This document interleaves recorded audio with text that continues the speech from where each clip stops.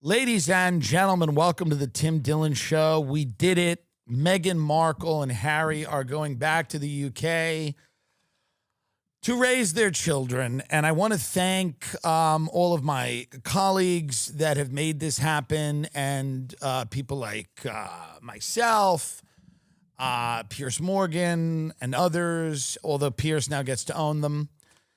They're coming back to the UK. The one thing about a good con knows when the jig is up. Like they were probably saying, listen, what else are we going to do here? They spent 6 years in America. They tried to do documentaries. They tried to write children's books. They tried to sell jam. She tried to be Martha Stewart. She had a Netflix show where she taught people how to make pasta. I mean, you got to hand it to them. They left no stone unturned. But the thing is that the UK has to deal with them. He's the prince. You know, that's the thing about America. We don't have a royal family, so we don't really have to deal with anybody. The UK has no choice. They are back, and you must deal with them. You must take them. It's like when you have a child and the child is acting up and getting in trouble in school, and you go, well, they're your kid. You got to deal with them.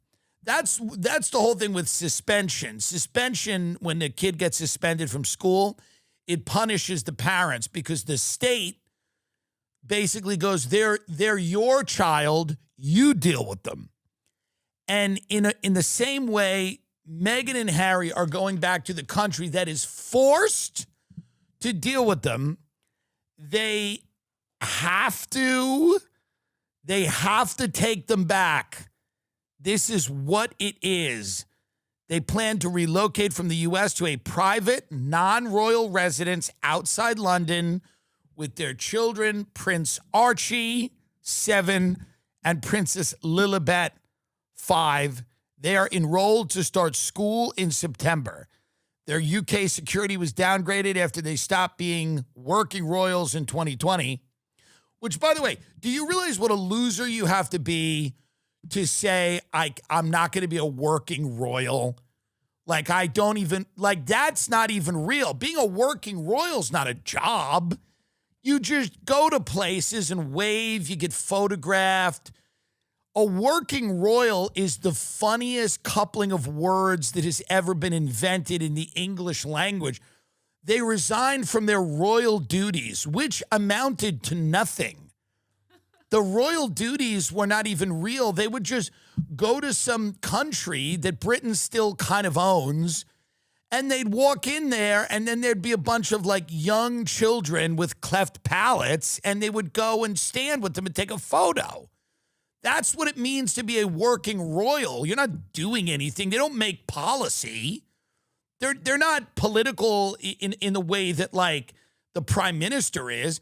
They're a completely ceremonial, largely pretend tradition. And the people of the UK love them, and God bless. There's some value in tradition. I don't know what value there is in this, but they resigned from being working royals in 2020 and moved to the U.S. where they have paid for their own protection. And by the way, no one wants to kill them. That's the other thing. Nobody wants to kill these people. Nobody cares enough to go kill them. People just want them to stop inflicting themselves on the pup. Nobody's trying to kill them. But in their lurid fantasies, in her mind, white supremacists are trying to climb in the window of her Montecito estate and kill her to make some point. So they had to pay for their own security because the UK was like, listen, if you're going to move to another country and not even do this fake thing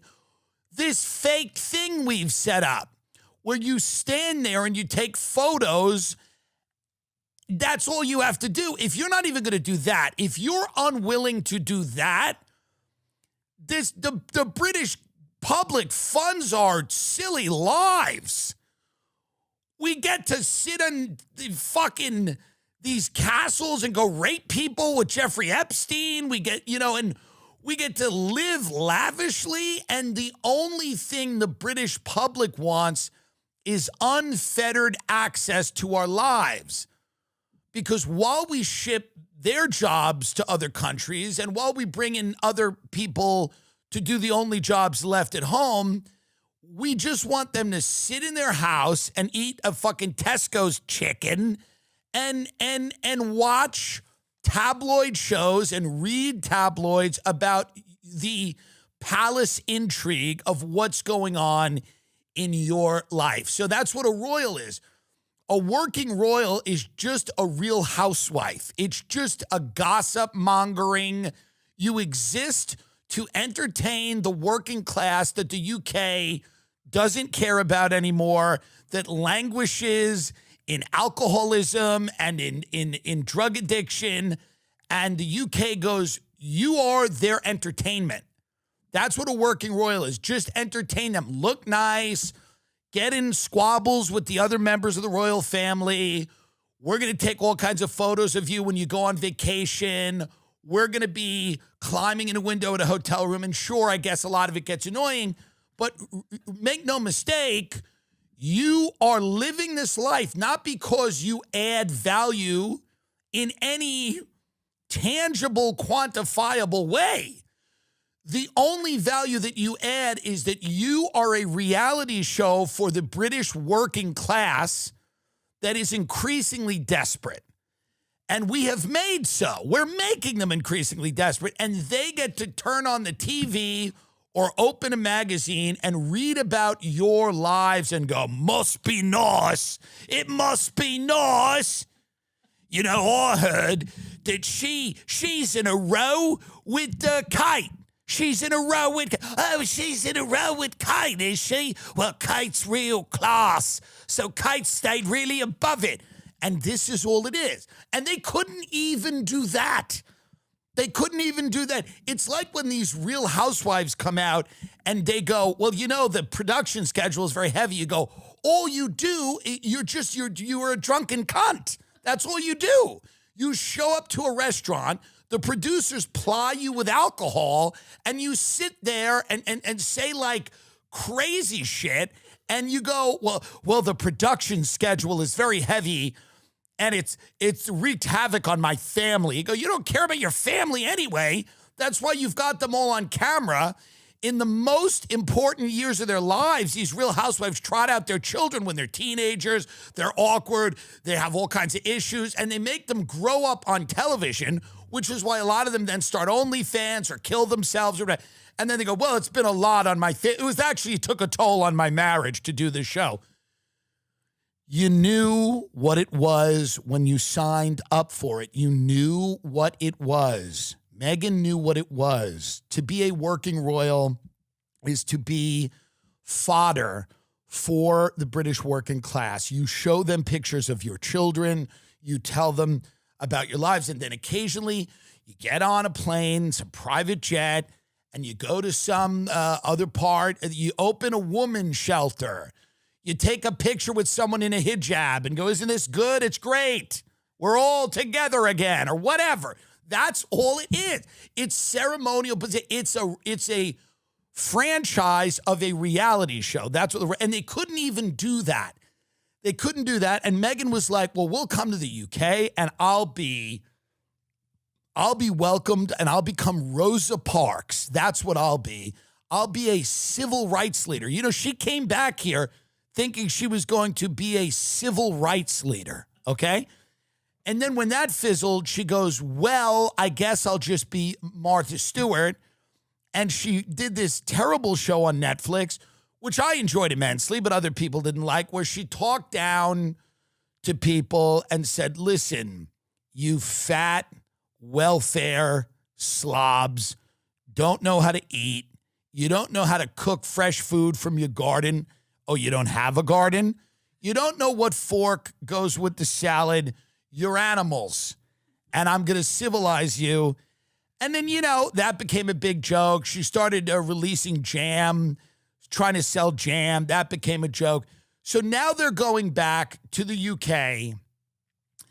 And I guess they're going to, but they better get with the program over there. They better get with the and by the way, I think they will. Here's what I think. Here's my prediction. I think they'll go over there and they'll fall in line a little bit. And I think basically what's going to happen is they're going to realize they're basically, they are now committed to the lives they are living in the UK. There's no escape. They're not coming over here to Hollywood. By the way, there is no Hollywood. They came back to Hollywood going, we're going to be in Hollywood. There is no Hollywood. It's over. These idiots came back going, I'll be a famous, you're not going to be nothing. It's done. You can't even be what she was 15 years ago, some C-level actress on Suits. Like, you can't even be that now. So they came back and realized that didn't work, and that was fake. So now they're going to go back to London, and I think basically they're going to fall in line and basically accept the fact that this is their destiny. That's all they can do. Let's look at a little bit of the news on this. It is not, no one cares and no one should, but let's take a look here. This was an NBC News piece and about them leaving our country. Let's see it. Tonight, a royal bombshell nobody saw coming. The Telegraph. By the way, stop it for a minute. Everyone saw this. This is how stupid. This is why nobody watches the news anymore, because the news is your stupidest friend. By the way, the news in our country has become the dumbest friend in your group that knows nothing. That, you know what I mean? Like the person you have to keep explaining the way the world works to. That is our news media now. A royal bombshell no one saw coming. Everyone saw it coming. There's not one person on earth who didn't see this coming. No one saw this. It's a bombshell. It's not a bombshell, and everyone saw it coming. Continue. 6 years after they stepped down as working royals, Prince Harry and his wife Meghan are moving back to the UK along with their 2 children. The move, the paper says, will make the UK their primary base, with Archie and Lilibet, 7 and 5, to be enrolled in British schools starting in September. When asked by NBC, a spokesperson for the couple did not deny the reports. India, quite the bombshell tonight. How surprised were you and other royal insiders? I think it's fair to say that it has caught everybody off guard. I think it's very important for Prince Harry, for his children, to understand his own British heritage, his upbringing, the family that they are a part of on this side of the Atlantic. For now, the Telegraph reports the couple will not be reprising their roles as working royals, will not live in a royal residence, and their security arrangements still unclear. The couple left the UK for California in part because of what they said was unbearable treatment by the tabloids. Prince Harry's memoir later frayed tensions, describing the breakdown in the relationship with his brother and father. Last month, Harry was... Stop it for a second. You always forget he's a rat, you know? Like, he writes this book about his family and just trashes his family, you know? They really are detestable characters. Like, it's easy to make light of it, and we should, and it is fun, but they're truly detestable characters. And they just trashed, their entire family. Now, I do that all the time, but my family doesn't pay for me to live in a fucking castle. God, I'd keep my mouth shut if that was the case. If people, listen, I tell stories from, the way I grew up and whatever. But by the way, if you're a royal, just keep your mouth shut. I can't believe this guy released a book where he trashes his brother and his family. And he's a really, here's the thing about Prince Harry. He's kind of like an unremarkable guy. He's just, yeah, you were in the military, whatever, But you're lucky you were born into the royal family. His book should have been 2 sentences. Boy, am I lucky I was born into the royal family. Boy, am I lucky. I look around the world and I go, wow, I could have been born into anything, but I was born into this royal family where I essentially get to exist and live the way people lived centuries ago for no reason. There's no reason that he's living the way he's living it, that they can. Who's going to pay for their security? What are their security arrangements? Who gives a fuck? No one's trying to kill them. Nobody is trying to whack these people, and they're convinced that everywhere they go, because he married a woman who looks a tiny bit ethnic. You know what I mean? He acts like he married fucking Glorilla or something. He married a woman who looks has a tiny bit of melanin in her skin, and they act like white supremacists are charging the door. They're going back. They won't be working royals, so they're just going to be annoying. They'll just be annoying in the UK and bother them. And good, by the way. Good riddance. We miss you. We wish you well. I hope their marriage lasts. I'm a believer in family. I'm a believer in children having parents that love each other. And good luck there. Good luck there. And we don't, by the way, she should go to the UK and immediately take up Prince Andrew's cause and say he was completely railroaded. And her job should be to get the pedophile Prince Andrew back into the royal family. And that's what she should do. She should go back there and say the treatment that Prince Andrew has suffered is completely out of control. So there you go. Harry and Meghan. I hope if I tour in the UK, I hope they come. I really do. I hope they come. Everybody all the time is talking about Quince. And I'm telling you, it's all about fewer, better clothing pieces. They're made from premium materials, built to last and designed to become the ones you reach for day after day. Okay, they specialize in everyday staples that work harder, like their ultra soft organic cotton tees and premium Mongolian cashmere sweaters. They're versatile, timeless, and transition seamlessly from a casual workday to dinner out. Everything at Quince is 50 to 80% less than similar brands. They work directly with ethical factories and cut out the middleman, so you're paying for high quality, not brand markup.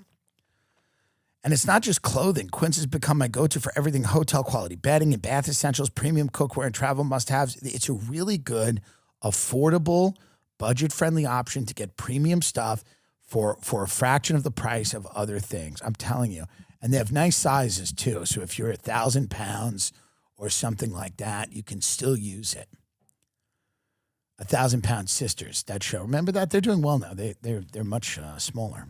But if you are in that position, they got you. Upgrade your everyday. Download the Quince app for app-exclusive offers. Go to quince.com/Chim. Get free shipping on your order at 365-day returns. It's now available in Canada and in the UK. I have a lot of people in the UK. That's quince.com/Chim. quince.com. It's so easy. You can order clothes on the app. They'll let you return them if it doesn't work. It is the easiest. The user experience is amazing, and everybody is happy about it. Everybody loves Quince. And it's good, and it feels good. You're in the cotton. You know what I mean? And that's good. It's an ethical thing, too. It's ethical factories because, there's a lot of what's going on out there isn't ethical. Don't you know that?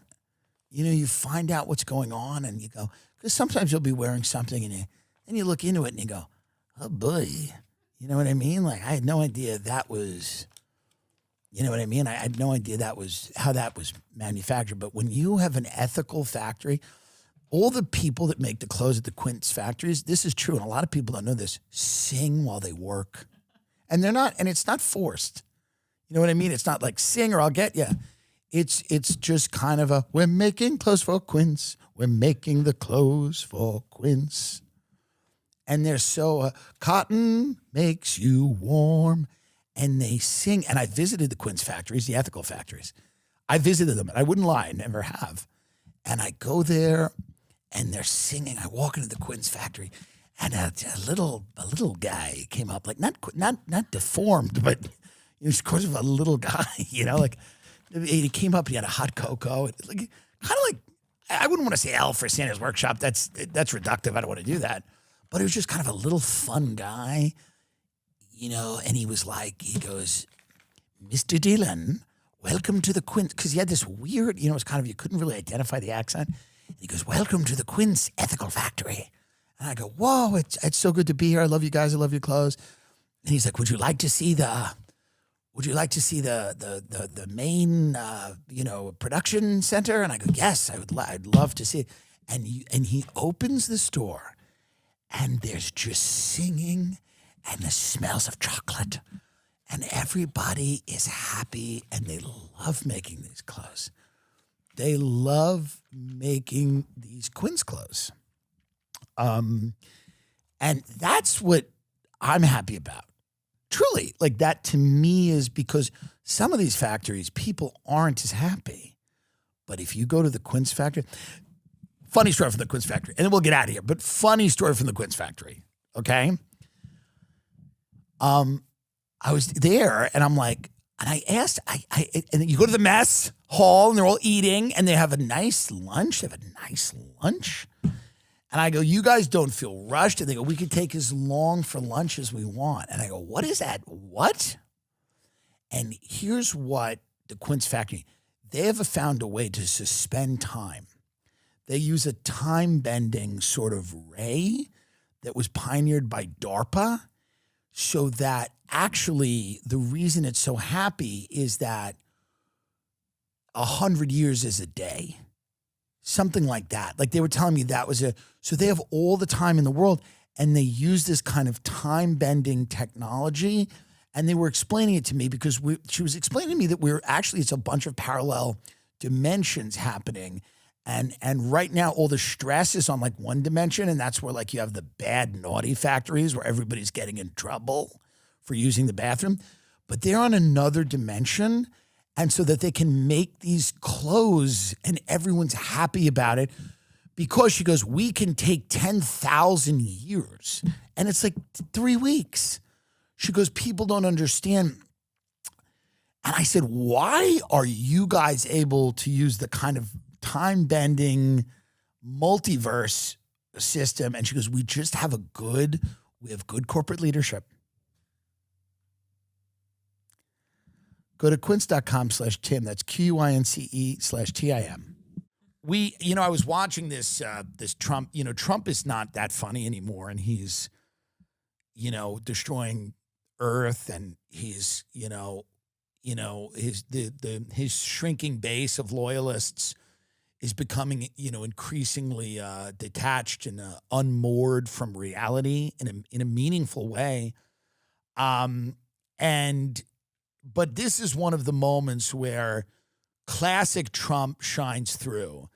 And again, this doesn't excuse covering up the Epstein files, the Iran war, the destruction of the American economy, building a tech surveillance state, the likes of which no one has ever seen.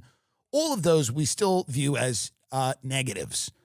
Arming Israel to do whatever the hell they want. We all view this as negative. However, you still see he's got a little bit of his charm left. There's a little twinkle of his charm. And here's what I mean by that. He brings in the young man, the young lifeguard who saved that kid in, I believe it was Laguna Beach. The kid was caught in a very rough surf. It was like a riptide or something.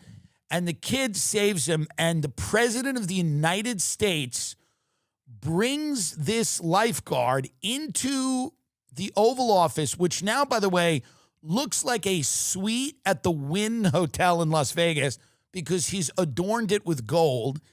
And he's sitting there and he tells the kid, that kid was lucky that I wasn't there that day because I would not have saved him.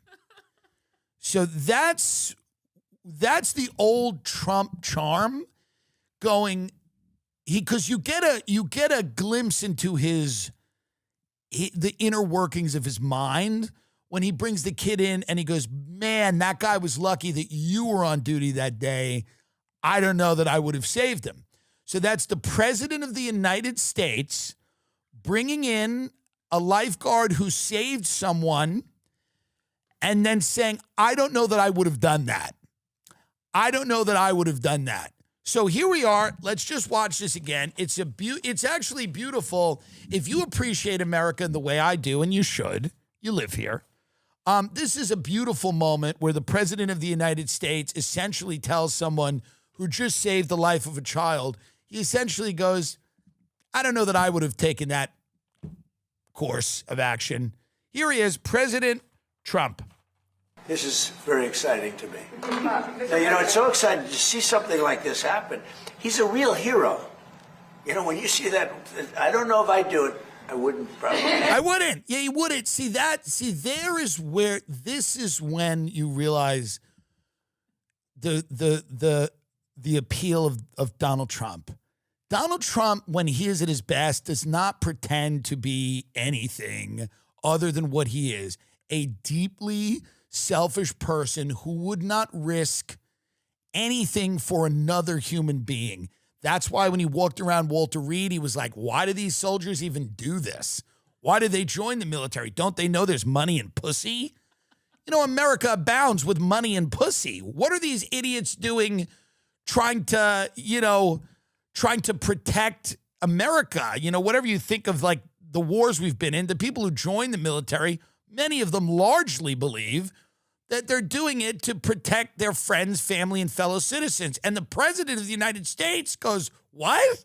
Why would they do that? Don't they realize there's crypto scams, there's money, and there's pussy out there?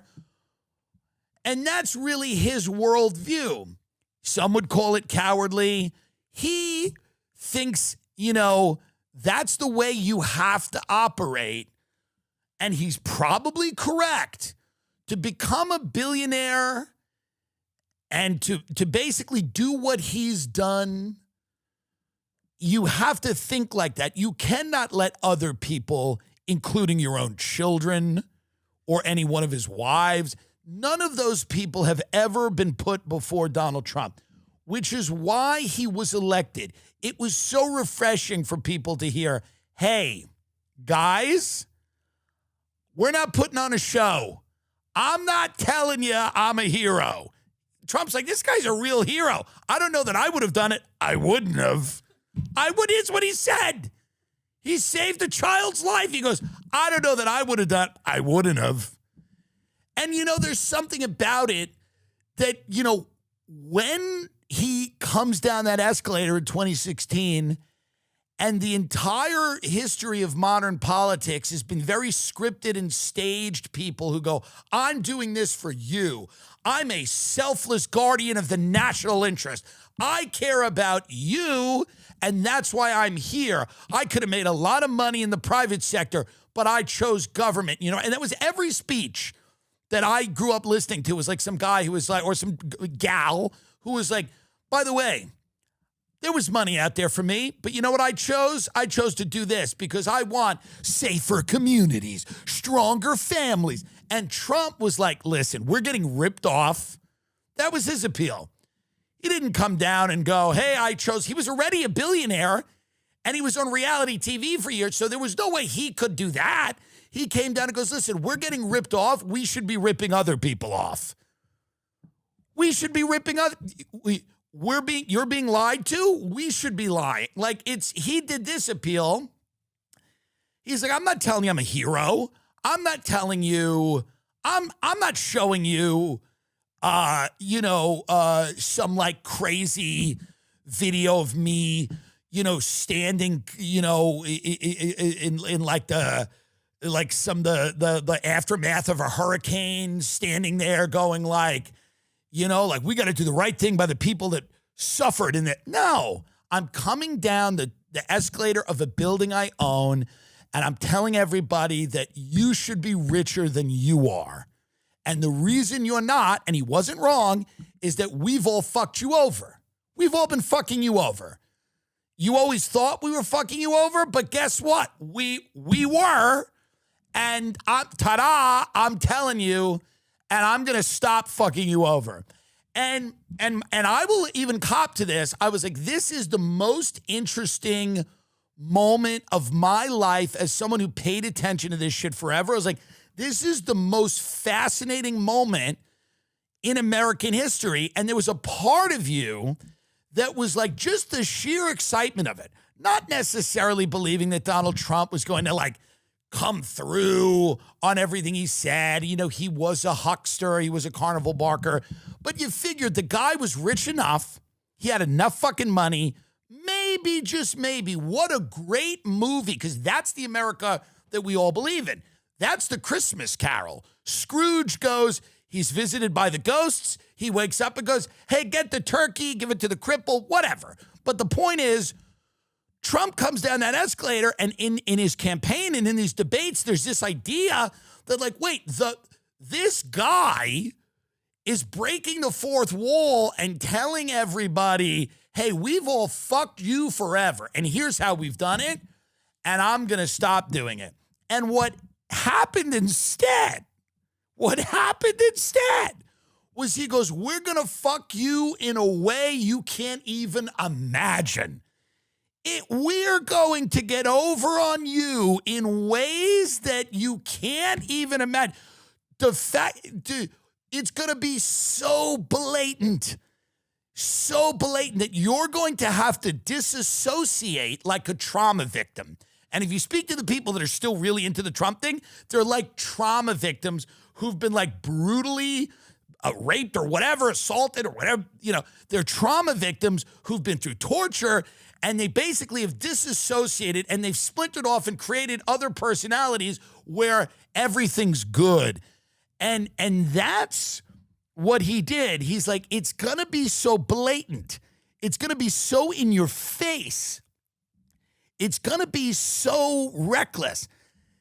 Whereas previously there was like some care about like, yeah, we're going to fuck you, but we're going to try to like massage it a little bit. We're going to try to like give you the idea that we're not, you know, he's basically like, it's going to be such a blatant money grab these 4 years that you're either going to have to full on accept it and get on board or disassociate like a victim of extreme trauma and basically walk around talking to yourself, muttering to yourself like a schizophrenic.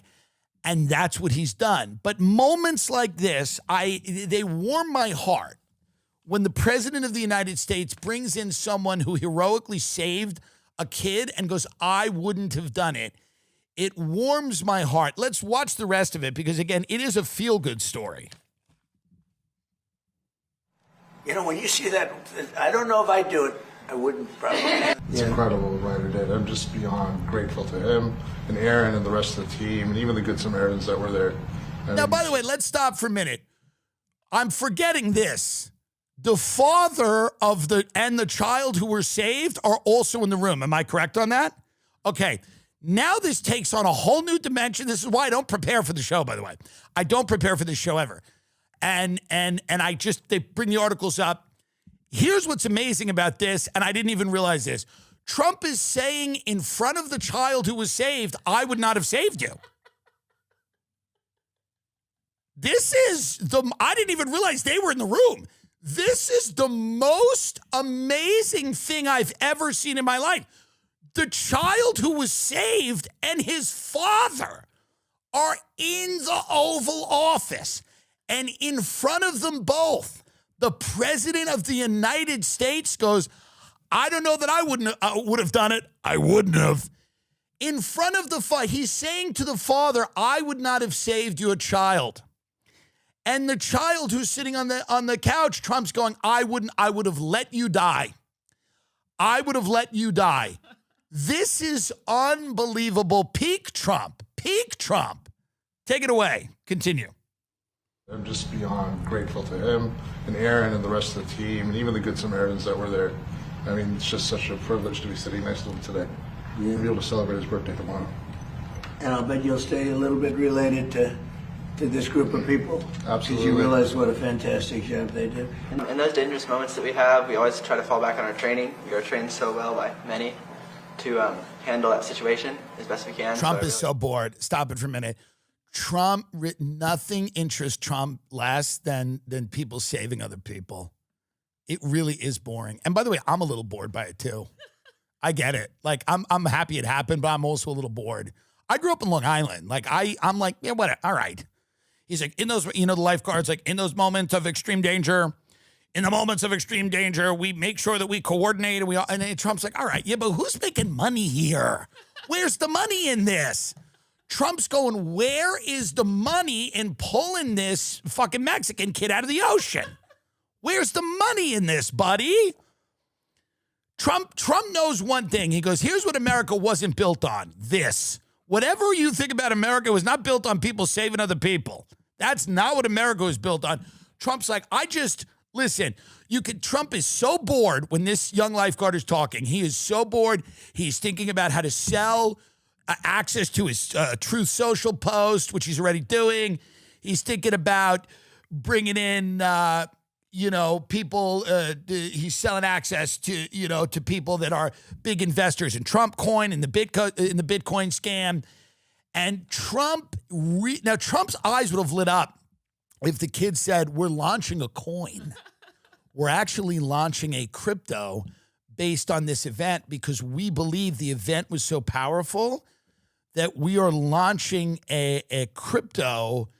And Trump's eyes would have lit up. He would go, really? That's fascinating.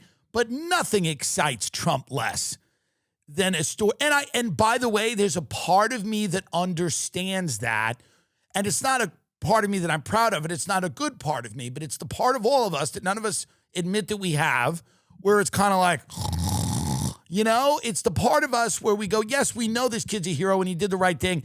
And it's an amazing, it's the human spirit. And I'm even boring myself talking about the good thing that the guy did. Let's continue. Our president, and by the way, I feel bad that our president kind of has to suffer through it. That's why he's going like, I wouldn't have done it. What are you getting out of this? Continue. Out of the water as fast as I can. And for shaping my future, I want to be a firefighter in the future. Hopefully go through paramedic school. Trump's like, no money in that. To a good start. We'll give him recommendations. We may have some good recommendations. Go ahead. Good. I hope that everybody can take away from this and try to help more people. Try to look out for everybody around you. No, and not this White House. Just try to help everybody out as much as you can. And they would rather do nothing else. Right? That's very good. I think it's great. This is very exciting to me. Yeah, right. It's so exciting to see something like this happen. Right. He's a real hero. Right. When you see that, I don't know if I'd do it. I wouldn't. Probably. Right, I wouldn't. I wouldn't have saved you. You're lucky I wasn't on. He says that day. I don't know. He goes, "You're lucky." Yeah, you're lucky. I wouldn't have been on. Yeah, he says to a child, and he's a real lucky guy too. All right, get him out of there. He says to a child, "You're lucky I wasn't there that day." He's saying this is the first time the child has met the president of the United States. This is the first time the child has met the president of the United States of America. And he's saying, you're lucky I wasn't there. I would have let you die. Because that's what our country's about. You see why I'm sitting here in the Oval Office adorned with gold? It's not because I pulled a bunch of Mexican kids out of the water. In fact, I put a bunch of them in cages. There's a ton of people that look like you that are in a cage right now. So, I mean, this is an interesting insight into the psyche of Trump. You don't get a lot of them, by the way. You think you would get more because we've, so much of him is lore and mythos and whatever. And, it's such a show and it's such a, it's so fun and it moves so fast. But every now and then you get a real insight into who the man is. And he really lets his guard down here and lets you know what he feels is important. Like when the kid's like, I want to be a firefighter. And Trump's like, what? What?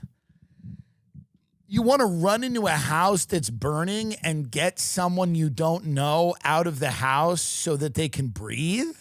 What's that? Like Trump cannot understand that part of him completely doesn't exist. Best case, he thinks it's nice maybe that it happens. He's like, I guess that's good. I guess it's good that people do that.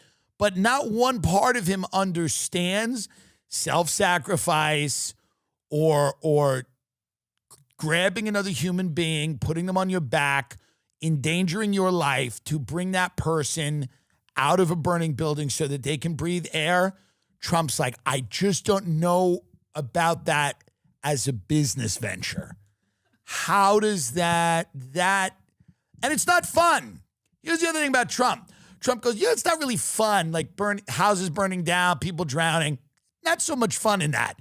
You know what's fun? Firing people in a boardroom on television, being a wrestling heel, like doing big rallies, landing in a helicopter, and like calling people names. That's fun. Roasting people, that's fun. This isn't fun. He gets bored. He goes, I don't know about this. It's not good TV. That's what we've always said about Trump. He likes good TV. He goes, well, you know, the saving of the kids fun for a minute, but, you know, then it's over.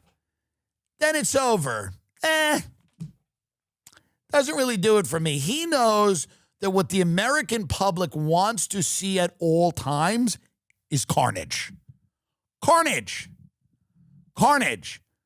Trump knows that video is viral because the kid saved the other kid. He knows it's more viral if someone was drowning someone. He knows it. He goes, more people want to watch someone get forcibly drowned than saved. He knows that. Well, that's our president, folks. I talk about gusto all the time. I'm telling you right now, when you run a small business, you don't just do the job. You're also hiring a manager, the payroll department, and the benefits team, usually all before lunch. Gusto takes a few of those off your plate quickly and seamlessly. There's probably one task on your list you constantly push to next week because it's so tedious. For a lot of business owners, that's payroll. Gusto is here to take that entirely off your plate so it becomes an easy part of your job. It's an online payroll and benefits software built for small businesses. It's an all-in-one, remote-friendly, and incredibly easy to use so you can pay, hire, onboard, and support your team from anywhere. This is super important right now to be able to really get people paid, make sure everybody's happy, onboard them. It's very easy. I'm telling you, this is huge. Unlimited payroll runs for one monthly price. No hidden fees, no surprises. Save time with built-in automated tools, offer letters, onboarding docs, direct deposit, and more. It's a quick and simple to switch to Gusto. Just transfer your existing data, get up and running fast. Because, you know, remember what it used to be? Some woman in accounts payable named Fern or something like that. You got to see Fern. Fern's QAnon now. She's full Q. Okay? She's no longer a value add to your business.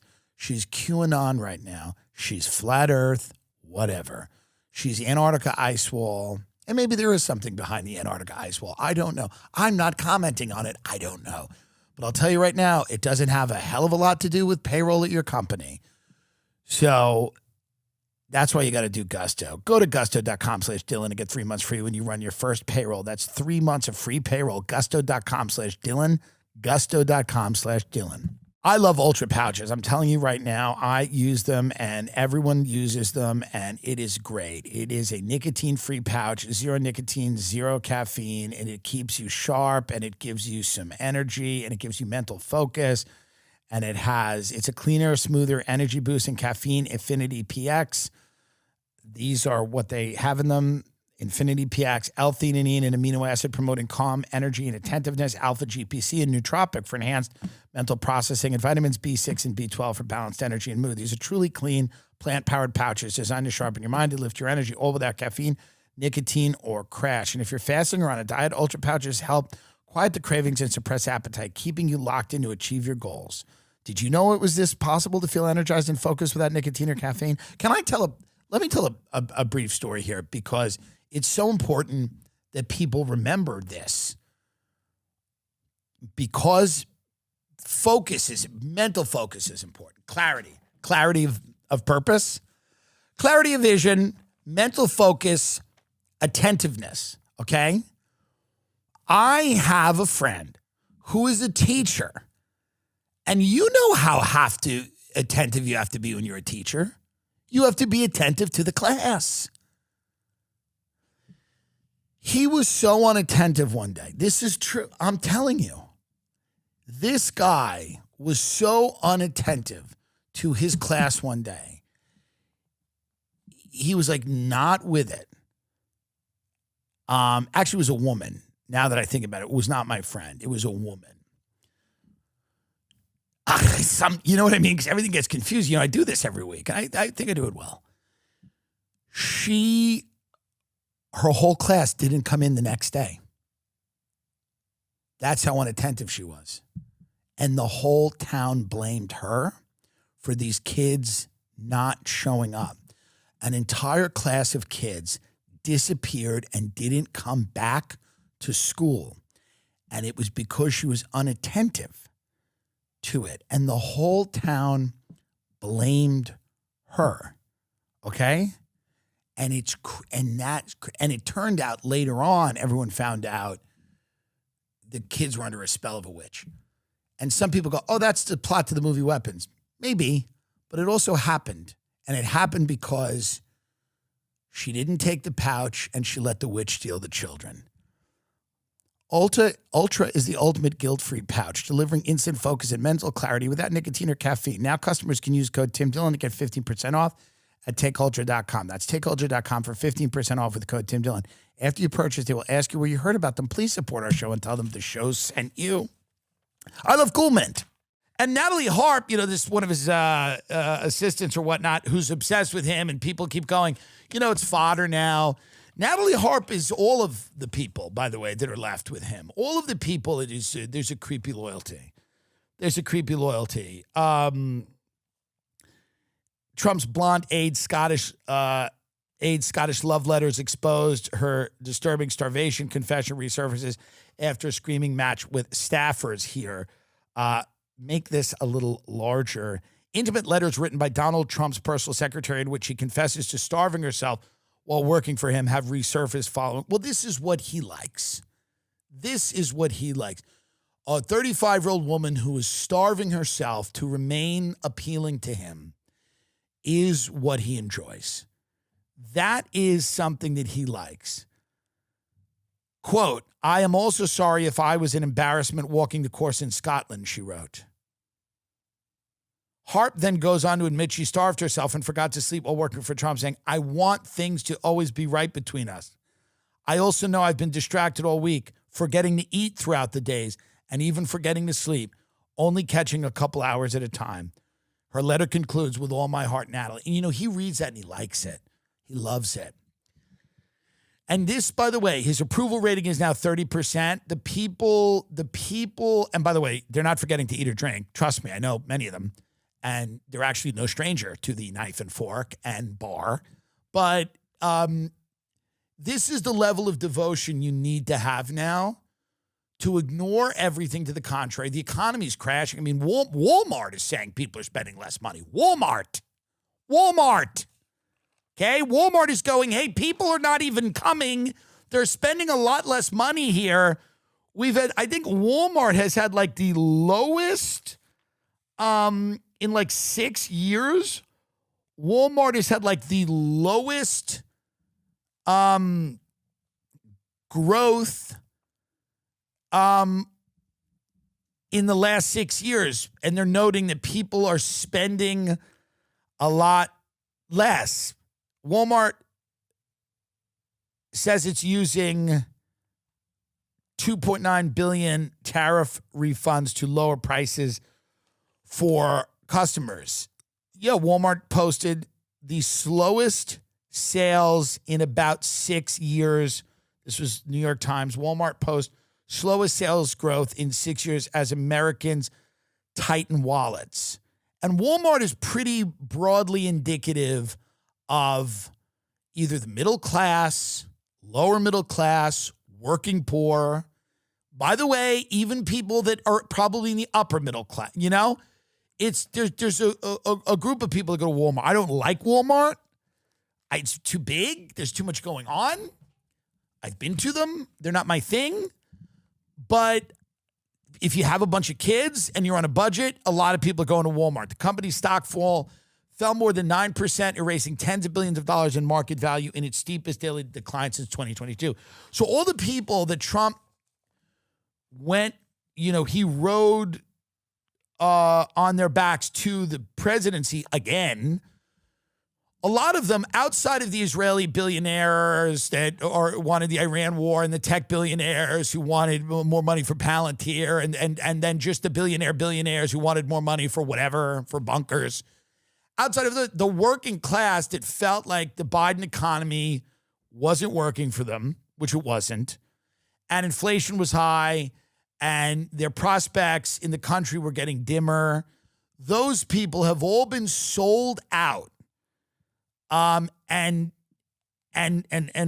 places like Walmart are registering a drop in sales because people are trying to do more with less, and they just don't have it.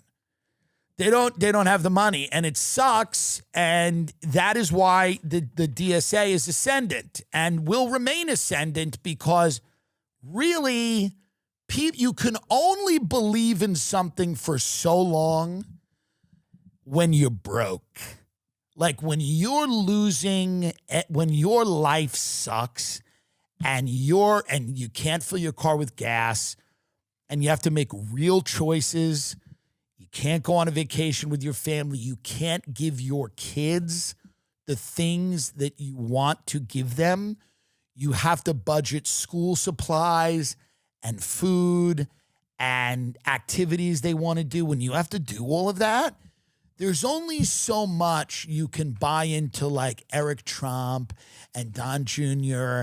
and Ivanka and this whole gaggle of goons, and people are taking photos and they're talking about the new era of American innovation, and they're talking about AI and crypto. And, this economy works for a few people that own AI companies in San Francisco. That's who the economy works for. It's a few people in San Francisco that own AI companies, coincidentally, who are trying to power the American economy on artificial intelligence instead of any human intelligence. And those people, the economy is working out like really well for them. The economy is working out. So if you're like Sam Altman, if you're an autistic, AI,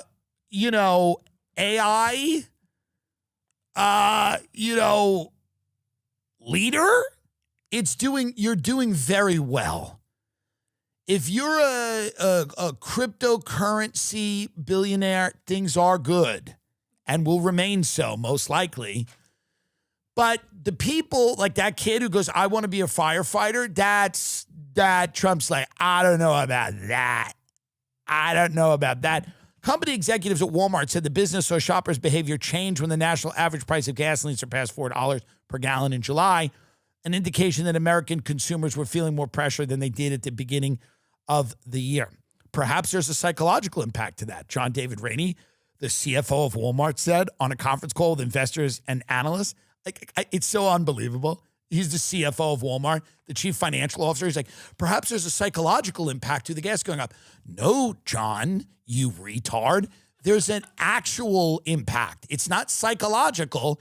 It's a genuine impact of people not having enough fucking money to get in their car and go somewhere, and they're choosing to cut back. I love that. Maybe there's a psychological impact.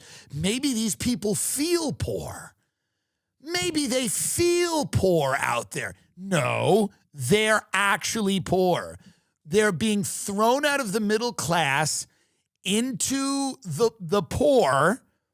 Maybe there's a psychological. They study these psychological impacts on people. They love this. They go, well, what about the psychological impact? Well, yes, when you see a certain number at the pump, it does a number on you psychologically. It's like it does something to your actual financial standing, your fucking wallet.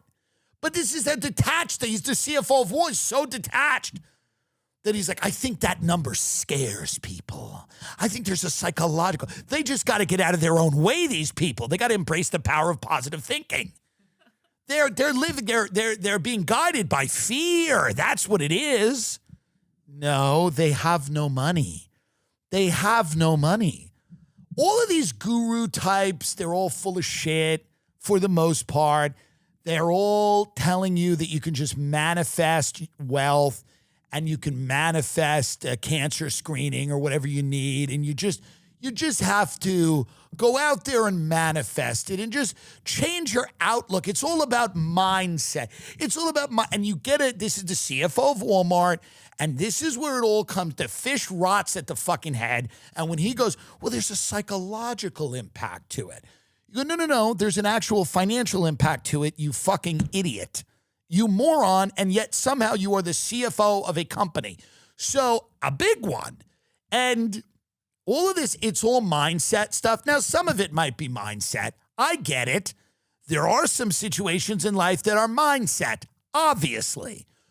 But saying that everyone should just go out and start an AI company or use AI to create an app or invest in crypto, that people shouldn't be teachers or firefighters or doctors or accountants or lawyers or EMTs, and all of those things are a waste of fucking time, and you should be crushing Adderall on a marble countertop in Miami and blowing it up your nose. And you can't run a society like this. Like, all of these people that go on YouTube all the time and tell you how rich you're all going to be if you just embrace drop shipping, or if you just get your mindset right and you start the morning with, a gallon of warm water, you shit your brains out, you go for a nice workout, whatever. By the way, do all of that. Get in shape, work out. Sure, feel better about yourself. Don't eat the poison food. But make no mistake, the economic conditions of people's lives in the vast majority of cases cannot be improved, okay, with some crypto scam. It's not going to work. I'm sorry. I know that deflates a lot of people. I'm not trying to be dispiriting to people out there. But you are going to need someone to put you in an ambulance if you fall down in a Walmart, by the way. Someone's going to need to show up in an ambulance and put you into it. Not everybody can be using AI to make an app no one uses, or some people might use. Not everyone can do that. Some people need to actually have jobs that people understand. Some people need to be able to explain their job to someone, and you get it immediately. I'm a teacher. I'm an EMT. I help you when you fall down. When grandma falls down, I show up and I put her in an ambulance. Someone's got to do those jobs. And those people have to be able to put gas in their fucking car. So this whole new thing where, no, you don't have to do that. Why would you want to do that? Ugh, gross. You want to do that? It's a psychotic way to run a society. It's like perverted. And all of these people that are being told that their only way to a meaningful, happy, joyful existence is to embrace some type of scam and not master a craft or a skill and not have any fucking, I'm telling you right now, all of this is it's leading people down a very dark path where most of them will not succeed at said scam, and then they will be desperate. And the fish rots from the head. You have the CFO of Walmart go, well, there's a psychological impact to people not being able. There's the psychological impact to homelessness. Isn't that interesting? We find that there's a psychological impact to people that live on the street. There's a psychological impact to not being able to go to the doctor. Interesting. People view those circumstances negatively. They have a bad outlook. It's all about mindset, isn't it? It's not all about mindset. It's not all about mindset. There are things in life that are about mindset. It's not all about mindset, okay? Not all about mindset. But by the way, open water lifeguards push to be recognized as first responders. A new resolution in the House of Representatives would federally recognize open water lifeguards as first responders. Interesting. Here's where I'm at with all of this, and I've said it before. I'm for closing the beaches permanent, like COVID. I'm for closing the beaches. I'm for closing the beaches because There's too much bacteria. There's too many sharks. There's red tide. There's blooming algae and stuff like that. People, you know what? I think it's time that we close all of the beaches in our country. This is something that I believe now. I didn't believe. I went to the beach once this summer. It was fine. You know, I think at this point now, it's time to close. We should have a moratorium. Let's have a 5-year moratorium. You cannot go to a beach. Shut it down. Close the beaches. We'll revisit it in 5 years. Let's watch a little bit of this. Lifeguards now wanting to be recognized as first responders. Whether it's police, EMT, or firefighters, all first responders share one thing in common. When everybody runs from danger, they run towards it. Our lifeguard. By the way, I'm all for diversity, but what the fuck is this woman saying? You know what I mean? I'm all for diversity. Play that again, and can anyone tell me what this woman is saying? Like, does anyone have a clue what she's saying on NBC News? Does anyone have a clue? Play this again, please. EMT or firefighters, all first responders share one thing in common. When everybody runs from danger, they run towards it. Our lifeguard. I mean, folks, we need. And everybody run away from danger. They run towards it. They run towards the danger. When everybody run. We need some diction. We need love diversity. Love it, love it, love it. Love it, love it, love it. But hey, we need to understand what the news anchor is saying. That's what we need to do. Not trying to be difficult here. Let's continue this. Out here on the beaches, and we are the first ones to respond to any type of water-related emergency. Yeah, but that's your job. We're not that is your job. actually first responders by government designations. Now, a new push from open water lifeguards across the country. Close the beach. Close the beach. Close the beach. I mean, it's just what it is. Cut it out. Close the beach. Close the beach. I would close the beach before I give these. And, you know, I respect the lifeguards. They do what they got to do. But you know what? I was a lifeguard for years. I was a lifeguard at a pool, and I didn't save anyone. And one kid sort of drowned, but he was fine. And his mother helped him, and which I think is a better system anyway. Strong families.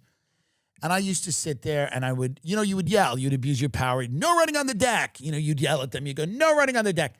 And then there were the beach guards who ran every morning and were really hot and they had 6 packs and they would just run on the beach with their huge dicks. And, you know, it was, you know, that was their life. But the pool lifeguards were a very different group of people.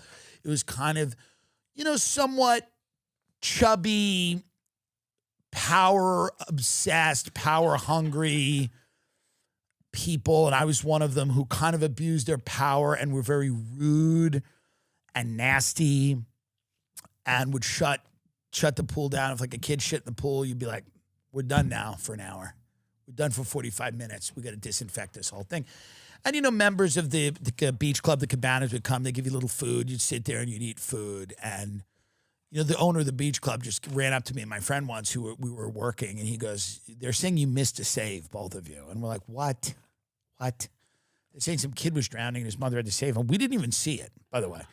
We did not even see. So apparently some kid drowned and his mother saved him. We didn't even see it. Truly. We didn't even see it. Because if you're going to drown in a very quiet way, well, I mean, I can't help. You got to thrash. You got to yell. I'm dying. Like, whatever happened was subtle enough that we missed it. Some kid drowned in the pool and his mother saved him and he was like coughing up water and it was all very. And then I think we walked over to him. He was in a towel and he was sitting there coughing and he looked really flushed. Like he probably was struggling. And he was just sitting there in the towel, kind of staring like he had like a near-death experience. He was just kind of staring. And we went over to him. We go, how? And the mother was really mad. She was like, and we were like, hey, how you doing? Hey, bud, how you doing? And he didn't say anything to us. He wouldn't even look at us because he was like, I think he was traumatized. And then the mother was like, oh, now you come over? And I was like, we didn't see it. We did not see it.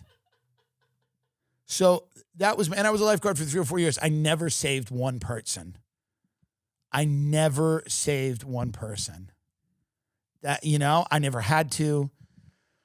They all had swim lessons. They were all pretty, and then we'd have old people swim. The old people would come in and they would just do water aerobics and stuff. And you just sit there. And so I don't believe lifeguards should be first responders. And this is when a lot of people are not going to like this. And I'm sorry, I do not believe lifeguards are first responders. I just don't believe they are. I don't believe they are. Swimming is a voluntary activity that you choose to undertake. I think they should guard the lives and be compensated for it fairly. I do not think you are on the level of an EMT or a firefighter or who are the other first responders, by the way? Who are they? Police. EMT, police, and firemen. Yeah. I think firemen and police take more risks than lifeguards. EMTs also take risks. They're encountering people that may have communicable diseases, that may whatever. I mean, this is a real thing. Lifeguards are not first responders, and they have to stop. And frankly, I would close the beaches. If I was the leader of this country, the beaches need to repair themselves. I'm dead serious. They need to repair themselves. The water is not safe. It is disgusting. The marine life has become increasingly violent. And we need to shut the beaches right now and take a moratorium on the beaches. And it should be a swim at your own rate. Here's, what it should be. It should be swim at your own rate. Here's what it should be. The job of a lifeguard should be this. You should save the people, but if you don't, that's also okay. Truly. It should kind of be one of those things where it's hey, if we're happy if you save them, but here's the other thing, if they're too far out and they're caught in a riptide, they're too far, and you don't feel safe saving them, you got to just let it happen. You got to let it happen, And I do that's where I will say I do agree with President Trump a little bit that, this is a country that we desperately need to get back to really, get our mojo back, and people need to feel confident. And, in order to do that, I think we need to chill out. A couple of people, if you're going to behave, now listen, you're young, you get thrown around. If we can grab you, you're right there on the shore, you grab him. There he is. He's right there. But if you're out there and you're doing something and you go all the way out there and you're doing something crazy, I don't believe that we can save everybody. I don't. And no one does.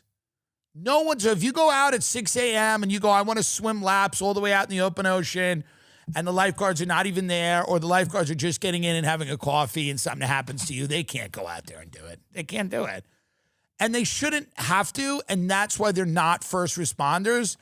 They shouldn't have to. If your behavior endangers, I'll always see, if I'll be in the beach, I'll be in the water, I see people all the way out doing laps, if a shark gets them, or if they have a medical incident and they can't. What are we doing? You know what I mean? What are we doing? It's actually stupid. The midterm elections are going to be fun because I imagine that it will be the kickoff of some type of civil war, perhaps not. Polymarket says the Democratic Party, interesting, only 51% that they will, the Senate, that they will win the Senate. Yeah, it is interesting. They'll clearly take the House. Most people believe the Democrats will take the House, and then some people believe that they'll take the Senate, but it's not that well established. And by the way, congrats, our national debt just topped $40 trillion. Can we get a round of applause for that? The national debt is now $40 trillion. Yeah, I mean, it's good because as it gets bigger and bigger, the chances of us paying it back really just completely collapse. No one believes any of this is getting paid back. So we need sort of a global war to reset the financial table, or a fake alien invasion or something. Hopefully you guys are getting to work on that. Certainly seems like they are. It seems no one believes we're paying the $40 trillion back. We need a global war or a fake alien invasion, and potentially both. I watched 10 Cloverfield Lane last night. You see that with John Goodman? I think that's the title of it, right? And it was really fun. It's a really fun thriller. And, it's about whatever. I won't ruin it, but watch it. It's good. But here's the deal. We need that. That's what needs to happen next. That's really what needs to happen next. A staged alien invasion. That's the only thing we can do now. And I hope they're working on it. And I'm cautiously optimistic that they are. What we need, we're not going to pay it back. It's not going to happen. We need a fake alien invasion. So that's what the CFO of Walmart was getting to when he goes, there's a psychological impact to the gas being nationally $4. You know what the next conversation is? There's a psychological impact to when we stage an alien invasion. That's going to be the real psychological impact because we're not paying this money back. The economy's fake. We're not paying the money back. So if we're going to start talking about psychological impacts, wait till the psychological impact when we put fake alien ships in the sky and land and start killing a lot of people, because that's the only way out of this. Truly. It's the only way out of this. It's not a lovely thing to discuss as many people start school and the summer winds down. It's but that is what needs to happen. That is just divorcing myself from it, not viewing it through a moral lens, not taking myself out of it. I'm an analyst. Yes, it would be good to give people health care or better standard of living, quality of life, blah, blah, blah, blah, blah. Listen, what we need right now more than anything, more than lifeguards being designated first fucking responders. I mean, are they high? Are they crazy? What we need is a staged alien invasion. That is the time that our economy has gotten to that point. We're losing a war with Iran, and we're $40 trillion in the hole. We're 5 to 10 years away from many, many jobs not existing. If any of these people are telling the truth, they may not be, but it's taking jobs already. So I imagine that those jobs are going to continue to evaporate. We need, without argument, a completely staged invasion of our planet by aliens. It is the only thing that can put us on the right course economically. It'll reset the table in a meaningful way. It's not what you want to hear. I understand that. You're driving in your car, you're jogging, you go, I don't like this. This sounds like it's going to be a real problem. Yeah, it is. Hey, buddy, it is. There's going to be mass chaos, mass death. Sorry. I want to be the bearer of bad news, but there's no way out unless we put fake ships in the sky. And really, some of those weapons that we used in Venezuela, those EMP, electromagnetic, where all the soldiers start throwing up, we're going to need to use them in American cities and towns and claim it's aliens. I'm telling you right now, I know it's dark, and I know that I'm not saying that I'm for this. I'm saying that it needs to happen, sadly. That's just what needs to. People are like, well, that's not good. Yeah. Okay. All right. Sure. Okay. Yeah. I'd agree with you there, pal. Hey, pal, I'm with you. But what needs to happen, just reality. And someone's explaining this somewhere in a room, and don't think they're not. They go, we just need to start using those weapons on the public, claiming it's aliens, and, getting people in line again. You got to get people in line again. That's all. So that's coming, I believe. I do believe something like that is coming. Hopefully I'm wrong, but I do believe that's coming. And, again, is it ideal? No, it's not ideal. It's not the ideal situation, right? But it is, I think, really right now the only way. Because if you look at the trends, right? So we have the AI thing happening. We can't win wars anymore. We're in a mad dash for resources. That's what a lot of these wars are about. They're strategic money grabs, resource grabs. And the president's pretty honest about that. He's like, we need to suck up the oil. We need to suck up this. We need to suck up that. And the way you used to control people isn't working as well because of the internet. People are kind of restless out there. It's very difficult to establish a narrative that people all buy into. So really the options are not plentiful. There's only a few. There's only a few options right now to continue to run this planet. And unfortunately, sadly, and I there's no joy in me telling you this, I think that they're going to have to stage an alien invasion. They're going to have to use a lot of weapons we've never seen or experienced before. We're going to have to destroy a few American cities.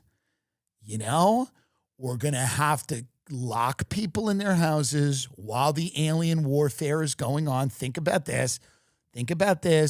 By the way, I know that there's CFOs and CEOs of big companies that listen to this show. They are all in agreement with me. They're all in agreement with me, by the way. And it is not nice. It is not nice. But you're going to have to be locked in your house while fake aliens rampage through the streets. There's nothing. I can't lie to you. I'm not going to lie to you people. I'm not going to lie to you people.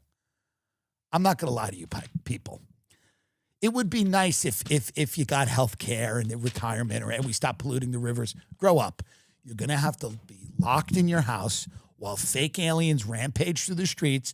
We're going to have to use electromagnetic pulse weapons and sound waves and crazy shit.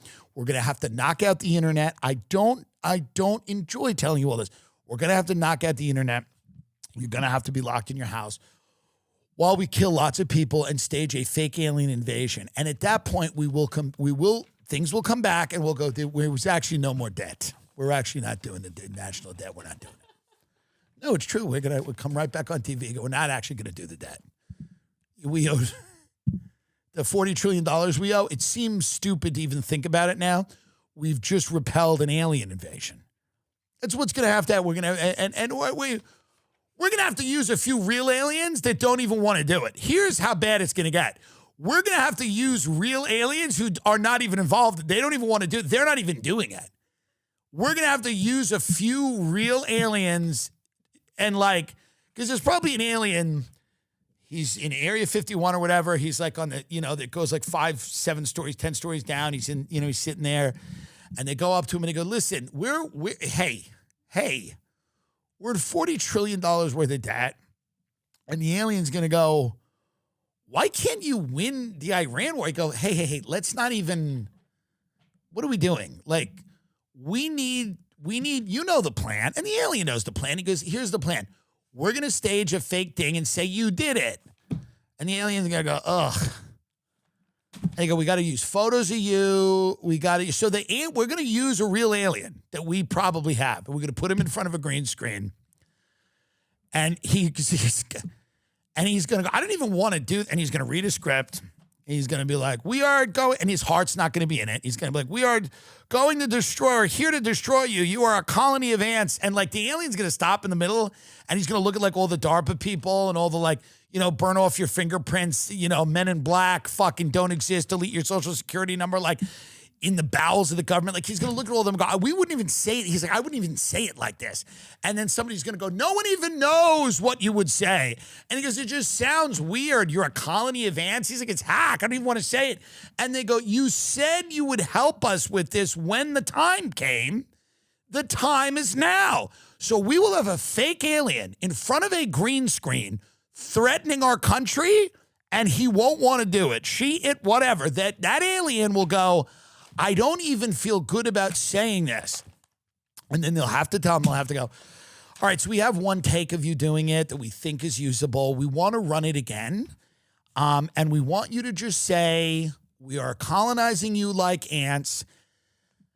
And then we're going to have to show you, like, pretend to be dead, and we're going to go, we got their leader. And he's like, oh, fine. And we're going to, it's going to be a product because we're not paying that money back. We're not paying that money back. We're just not paying the money back. It's what it is.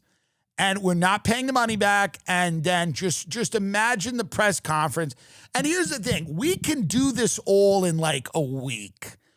We can shut everything down, kill a bunch of people, start putting out the fake alien content. And within 10 to 15 days, probably be back online quick. A few things got to go. We got to give a couple of cities. That's maybe what LA is for. We may wonder now what LA is for. LA might just be being hollowed out to be destroyed so we don't have to pay the money back for the national debt. That might be why LA, like if in 2 to 3 years you see like fake aliens running around LA, you're going to go, oh, that's why they let it collapse, because it was a decision. They're like, we got to destroy an American city. We can't destroy New York. It's too valuable.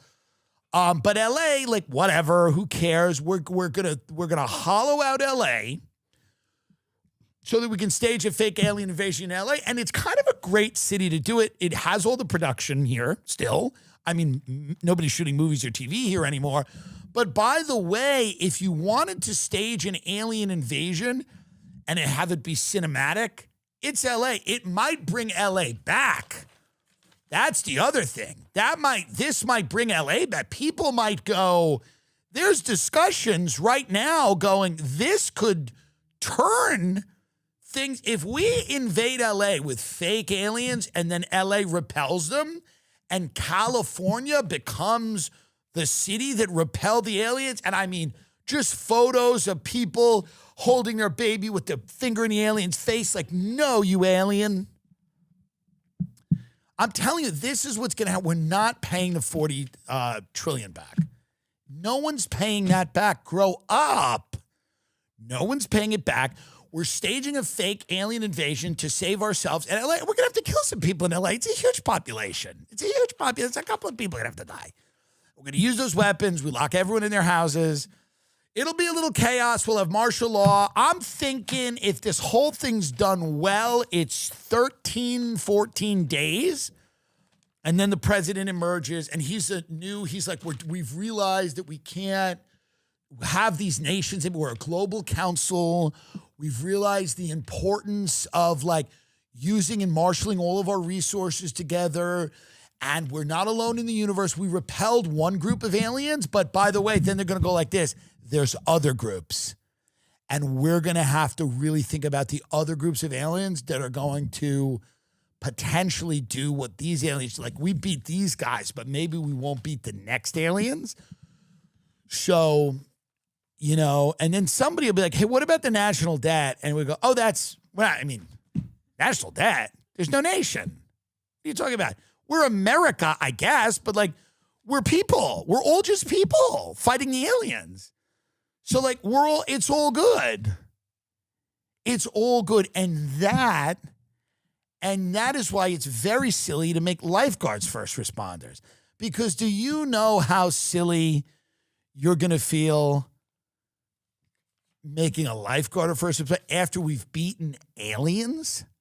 After we've repelled an alien race and we've shut down the internet and we've shut down all mass media and we've shut it all down and we hit everybody with EMP weapons and we put them in their houses and we purposely destroy Los Angeles and then we build it back and it becomes a great American story and we wash away our debt and we unite as people all over the world. I'm sorry, folks. I'm sorry. I know you like Mamdani. Seems sweet, but I'm telling you what's needed here, and the people in power are listening, and that's what it is. And that's why you have a J.D. Vance, because J.D. Vance immediately co-signs this. J.D. Vance signs off on this halfway through the pitch.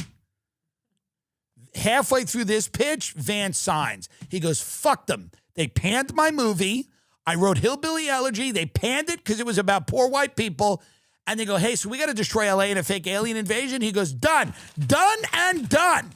Good night.